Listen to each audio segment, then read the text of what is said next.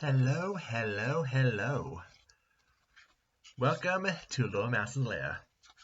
I'm the Laughing Salesman, coming around with another full cart of treasures for your table. Though today's haul might be a bit out of your price range. With the recent release of the Treasure Vault, I brought an assembly of high-value items for your viewing pleasure. Though do not take my word for it. Come inside, take a look.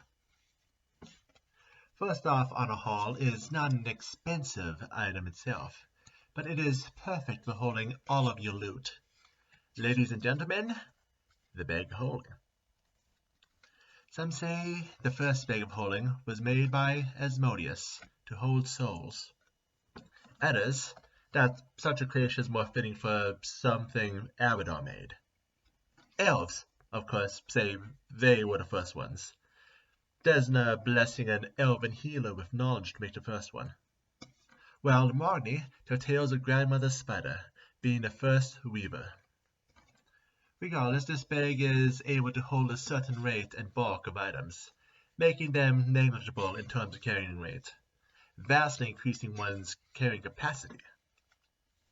It does so using interdimensional space, so items like a portable hold tend to have strange, and in that example, explosive interactions with each other. Hold carefully, my friends. And among bags of holding, there is one legendary standout. The Bag of Wonders.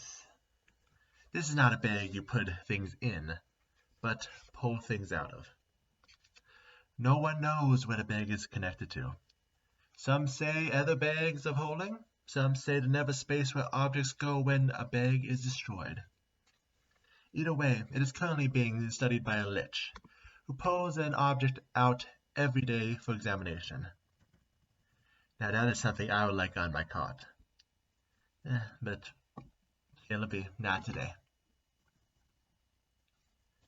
And one more that's not a massive treasure itself, even though people will pay out the tear ducts for it, but instead a way to reach a wonderful market. We have the Witchmarket Coin.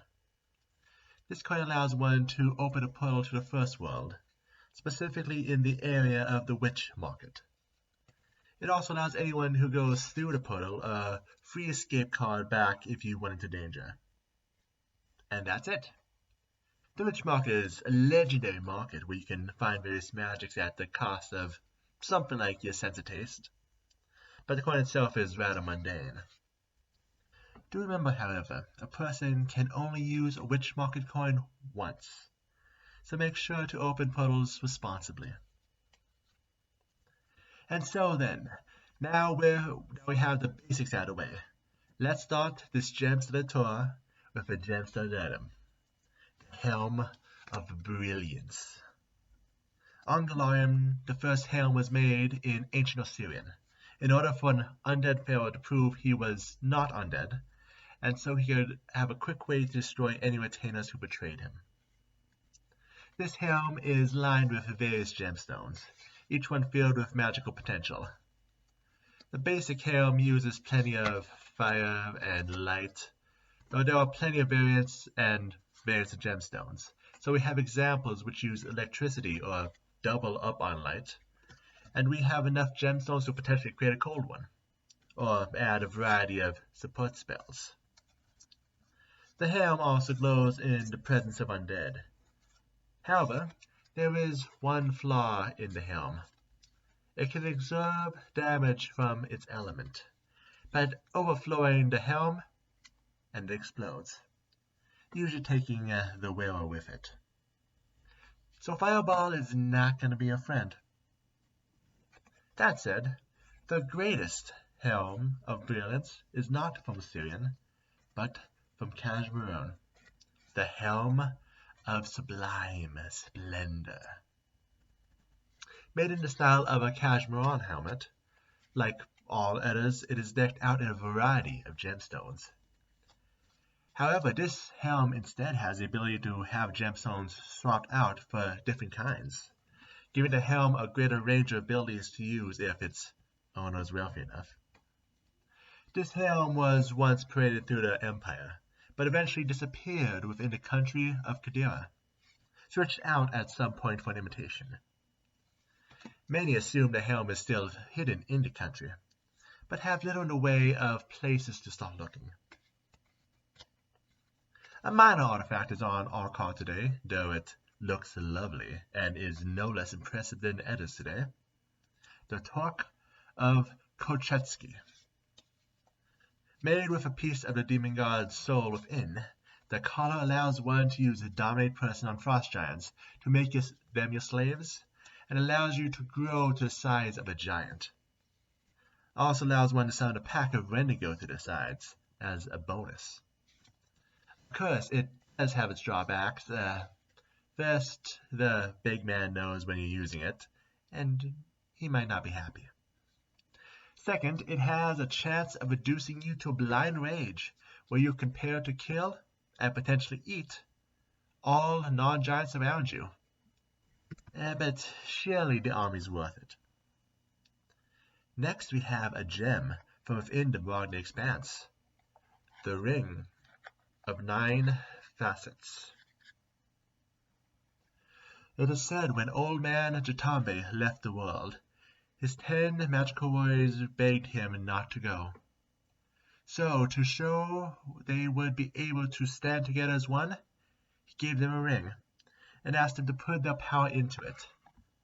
One, however, did not want to give away their powers, and so pretended among the rest to have done so. So became the Ring of 9 Facets. Every day, the ring glows a random color, allowing one to control the gift given from the 10 magical warriors. Red grants the user fast healing, orange grants them natural armor, yellow gives freedom of movement, green gives immunity to disease, blue allows the user to fly at will, indigo removes the need for air, violet grants low light vision, white gives cold resistance, and copper, that gives increases to your saving throws.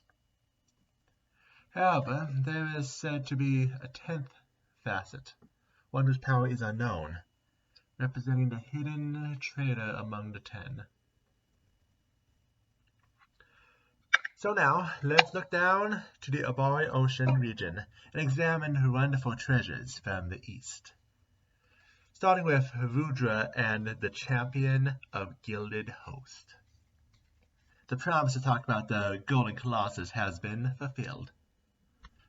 This monument was originally made to defend against the Tarrasque when it was invading Noshabur, but the creature moved west instead of south. Various conquered kingdoms that were also were not very happy about the gold being drained for what turned out to be nothing, and so toppled the kingdom that originally made it and split the Colossus into 5 pieces.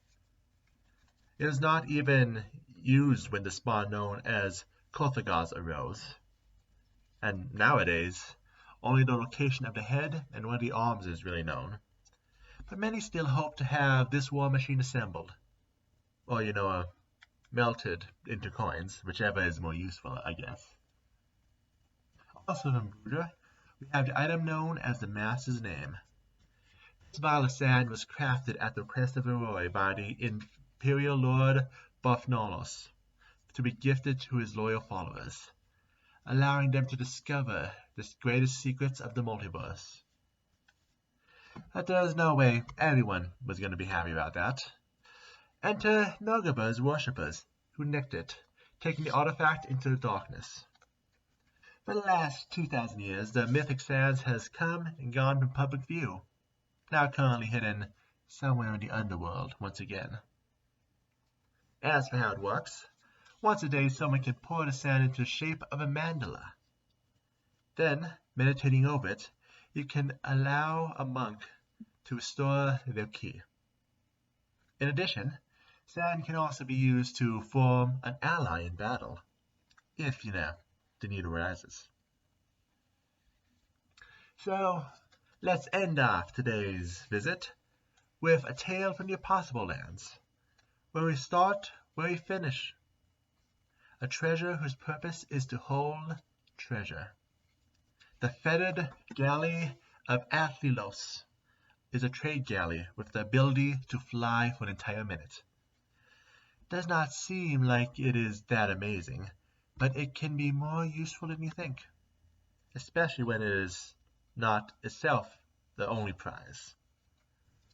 Originally from Iberdos and hailed by the nation's most famed trader, the ship's final voyage was originally to the Impossible Lands. However, during his travels, the Ataylos came across the Taldan Sixth Army of Exploration, who informed him that home would love everything he was selling. So he sailed even further up to Taldan, where he traded everything to receive a wonderful money haul. A money haul so large, no dragon could resist it, much less the brine dragon who smelled out the homebound ship. They managed to outrun the beast to a point, but eventually they were forced to make a desperate move to fly the ship into the forest of one of Jamaray's islands. And so, to this day, the ship remains. To this day, the flying ship and its final horde still rest, lost in the jungle, just waiting for an adventurer such as yourself to track down where it's hidden. And that is the end of today's video. I mean, it's not exactly a, treasure vault, but I think it was a delicious addition to what was already tasty this week. Speaking of, it is about time for me to have my daily journey bread and some cooperative waffles. So I'll be hitting the road. Come back next week where the Loremaster still has one more treasure up his sleeve. What kind of treasure, you ask? Well, you'll just have to wait and see. As for me, I'll see you next time my card comes around.